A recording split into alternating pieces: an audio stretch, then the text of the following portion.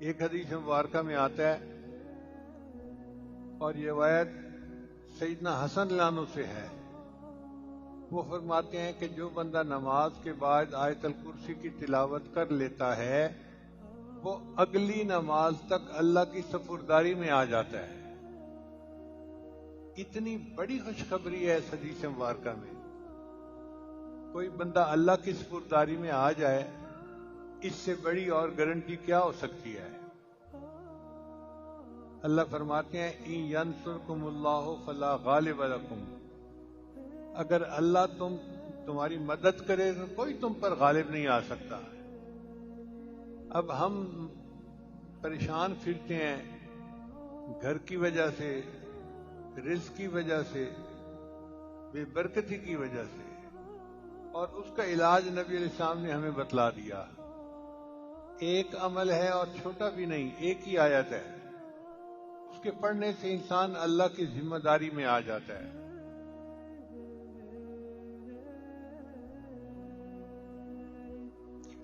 اور ایک حدیث مبارکہ میں ہے کہ ہر نماز کے بعد جو بندہ آیت الکرسی پڑھتا ہے اس کے اور جنت کے درمیان صرف موت کا فاصلہ ہوتا ہے۔ کتنی بڑی خوشخبری ہے، اور اس عمل کو کتنا اہتمام کے ساتھ کرنا چاہیے کہ نبی علیہ السلام کی زبان فیض ترجمان سے یہ ارشاد ہو رہا ہے کہ ہر نماز کے بعد آیت الکرسی پڑھنے والے کے اور جنت کے درمیان صرف موت کا فاصلہ ہے۔ موت آئی اور جنت مل گئی۔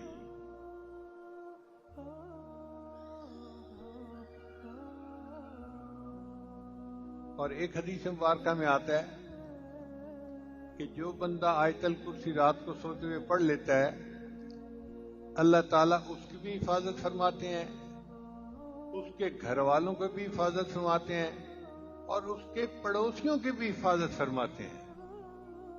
سبحان اللہ، کیا خوبصورت عمل ہے کہ بندے کی بھی حفاظت ہوتی ہے، اہل و عیال کی بھی، اور قریب کے گھر والوں کی بھی حفاظت ہو جاتی ہے اس کے اندر۔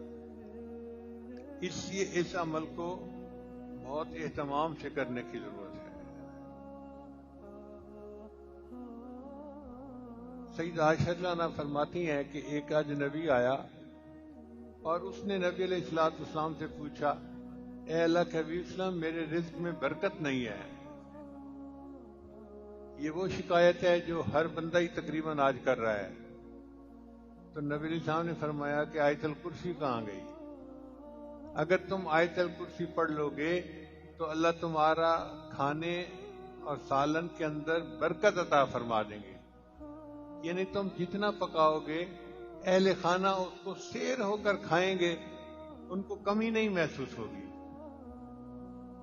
ہم اپنے وسائل کی کمی کا تو شکوہ کرتے رہتے ہیں، تنخواہ تھوڑی ہے، فلاں ہے، فلاں ہے، فلاں ہے، اس طرف دھیان نہیں جاتا کہ ہم آیت الکرسی پڑھیں تاکہ ہمارے رزق میں برکت پیدا ہو جائے۔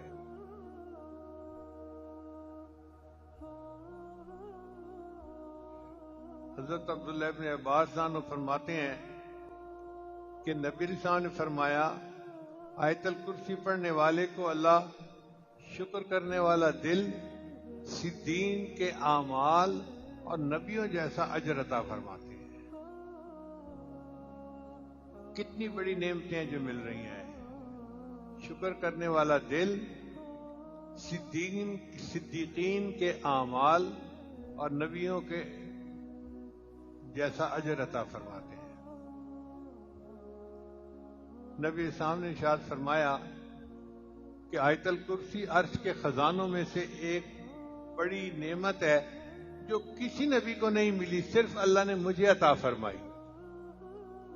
یعنی یہ انعام اللہ نے فقط اپنے محبوب صلی اللہ علیہ وسلم کو عطا کیا تاکہ ان کی امت اس سے نفع اٹھائے، کسی اور نبی کو نہیں ملی۔ اب آپ بتائیے یہ کتنا بڑا عمل ہے جس کو کرنا ہمارے لیے ضروری ہے۔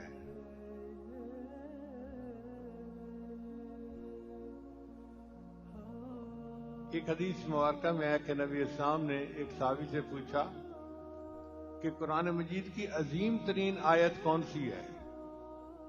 ان کا جی آیت الکرسی، تو نبی رسان فرمایا مبارک ہو اللہ تمہیں نے جو علم دیا ہے اس میں برکت ہو۔ اور ایک حدیث مبارکہ میں آتا ہے کہ اسم اعظم 3 صورتوں میں ہے، ایک سورہ بقرہ، دوسرا سورہ آل عمران اور تیسرا سورہ طٰہٰ۔ تو ایک بزرگ فرماتے ہیں میں نے غور کیا کہ یہ کون سا اسم اعظم ہو سکتا ہے، تو مجھے یہ محسوس ہوا کہ سورہ بقرہ میں آیت ہے اللہ لا الہ الا هو الحی القیوم، اور سورہ آل عمران میں ہے الف لام میم اللہ لا الہ الا هو الحی القیوم، اور سورہ طٰہٰ کے اندر آیت ہے وَأَنَتِ الْوُجُوهُ لِلْحَيِّ الْقَيُّومِ۔ تو وہ فرماتے ہیں کہ میرا یہ گمان ہے کہ الحی القیوم یہ اللہ تعالیٰ کا اسم اعظم ہے، اس لیے ہم نے محراب میں یا حی یا قیوم لکھ کے لگایا ہے کہ بعض مفسرین کے نزدیک یہ اسم اعظم ہے۔ ہمارے بزرگوں نے اس کو مزید آگے نکھارا، وہ فرماتے ہیں کہ نہیں، جو اسم اللہ ہے وہ اسم اعظم ہے۔ بہرحال یہ قرآن مجید کی عظیم ترین آیت ہے، اور وہ خاص نعمت ہے جو اللہ نے فقط اپنے پیارے محبوب صلی اللہ علیہ وسلم کو عطا فرمائی، کسی اور نبی کو عطا نہیں کی گئی، اور نبی علیہ السلام نے ہم تک یہ امانت پہنچا دی۔ ہمارا حال دیکھو کہ ہم اس عمل کی طرف دھیان ہی نہیں کرتے، سوچتے ہی نہیں۔ اللہ تعالی ہمیں باقاعدگی کے ساتھ اس عمل کو کرنے کی توفیق عطا فرمائے۔